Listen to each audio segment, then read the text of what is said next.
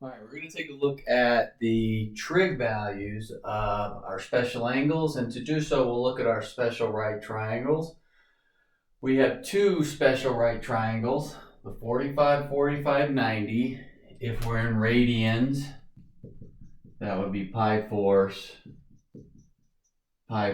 and then that 90 or pi halves. If we're in radians for the other one, 30, 60, 90. Pi 6 is 30. Pi thirds would be that 60. So those are the three special angles we're working with. We've got 30, 60, and 45. Or if they're in radians, pi 6, pi thirds, pi fourths. Now, our goal is to be able to work with and kind of develop those trig function values. So our trig functions are sine, cosine, tangent, cosecant, secant, cotangent. So that's what we're looking at. And so I'm just going to list them out here.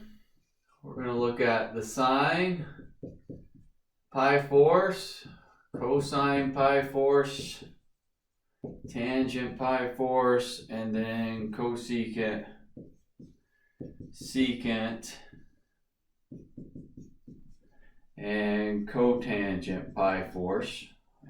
And then we'll take a look at the pi 6 and the pi thirds also. We'll first take a look at the pi force, and I wrote it in radians with pi force, but we're still also talking about 45 degrees for that angle. So the main thing that we're using when we're evaluating, we want to remember what we've done in the past, the Sohcahtoa, sines opposite over hypotenuse, cosines adjacent over hypotenuse, and tangent is opposite over adjacent.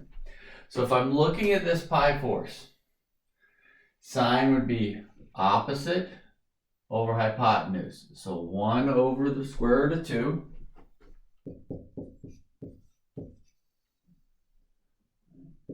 Cosine would be adjacent over hypotenuse. So again, adjacent 1 over the square root of 2.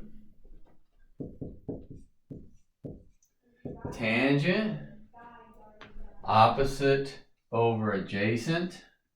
So 1 over 1 is just 1. And then cosecant, secant, and cotangent. Where we want to get comfortable with these guys is these are the reciprocal values. So if I know the sine of pi force is 1 over root 2, then that means the cosecant is root 2 over 1, or just root 2.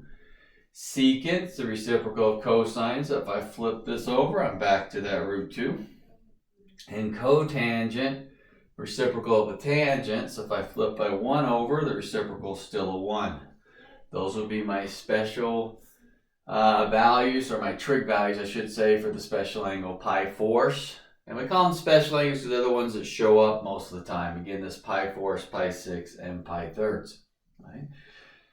Typically, we see these rationalized. So this would be root 2 over 2. And root 2 over 2 if we were to rationalize. The others are fine. I don't have a radical in the denominator. Okay. Now let's take a look at one of the others. Let's go with we'll go pi 6 first. I'm going to look at pi 6. So we're going to say sine of pi 6, cosine of pi 6, and I'm just going to write them all down. We got tangent, cosecant, secant, and cotangent. All right, so I'm going to look at my triangle over there. So I'm looking right at the pi 6.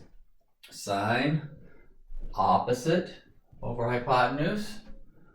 Be 1 over 2, 1/2.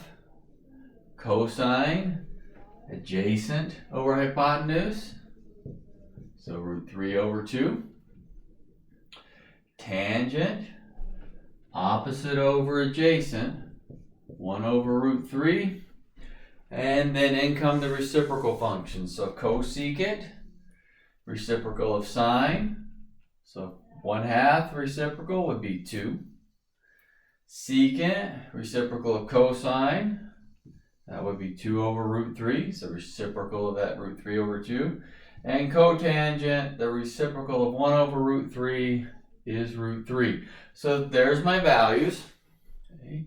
Again, we'll generally see them rationalized. The ones that we would rationalize, looking for ones with a radical in the denominator. So that would be the secant and the tangent in this case. Now, again, I'm still using that old Sohcahtoa. So remember, I didn't write it down earlier, but this was our acronym we're going through. We need to develop the sine, the cosine, and the tangent. So sine was opposite over hypotenuse. So again, I'm looking right at pi 6. Opposite over hypotenuse. Cosine, adjacent over hypotenuse. So adjacent over hypotenuse. And then tangent, opposite over adjacent. Now let's get our last ones up here. So we've got the pi 4s, the pi 6. Now we need the pi 3rds. I'll squeeze them in over here. So we're going to look at the sine of pi 3rds, cosine of pi 3rds, tangent of pi 3rds, cosecant, secant, and cotangent. So we'll find each of these 6 values. Kind of separate these here. Sine of pi 3rds. So this time I'm looking up at the pi 3rds. Opposite, root 3 over hypotenuse, root 3 over 2. Cosine, pi 3rds, cosine adjacent 1 over hypotenuse, over 2. Tangent, opposite, so look at pi 3rds, opposites, root 3 over adjacent 1, so just root 3. And then the reciprocal, so cosecant, reciprocal of sine, so that would be 2 over root 3. Secant, reciprocal of cosine, that would be 2. Cotangent, reciprocal of tangent, 1 over root 3. And then we can rationalize these. Root 3 over 3, 2 root 3 over 3. And again, I'm not worried so much about rationalizing. I get used to seeing it the more I do, but when I'm writing an answer and I've got something like 1 over root 3, I'll go through and rationalize that final answer. All right. Now, we've got good news and bad news here. The bad news is we have to know all of these, all 18 of them. And we've got to be able to either have them memorized or be able to get them quickly. Now, the good news is there's a way to work with them so you can kind of get used to them, make them a little bit easier for you. You don't have to memorize everything. I think it's one of those things that the more you do after a while, you kind of get them down pat and you really know them. But in the beginning, they're a little bit tough. So you want to find some ways to work with them, and there's some easy ways to work with here. For example, cosecant, secant, and cotangent, I don't care what angle we're talking about, are the reciprocals of sine, cosine, and tangent. Right? So that means really here at the start, I don't really need to memorize anything about cosecant, secant, and cotangent other than the fact that they're reciprocals. I know for myself, it took me a while to kind of get down, memorize whatever you want to say, what cosecant value was. So what I would always do, what I would suggest here in the beginning, if it's new to you, is, hey, if you're asked to find the cosecant, don't. Go find the sine and then do the reciprocal. So if you asked me for the cosine of pi 3rds, and this was all new to me, I would go find the sine of pi 3rds and do the reciprocal value, then I have my cosecant. Yeah, it takes me an extra step, but I don't have to memorize really everything. Okay. The nice thing about that, if I know the first 3, I get to use my Sohcahtoa. I have 2 right triangles. There aren't any other special right triangles coming. These are the only 2.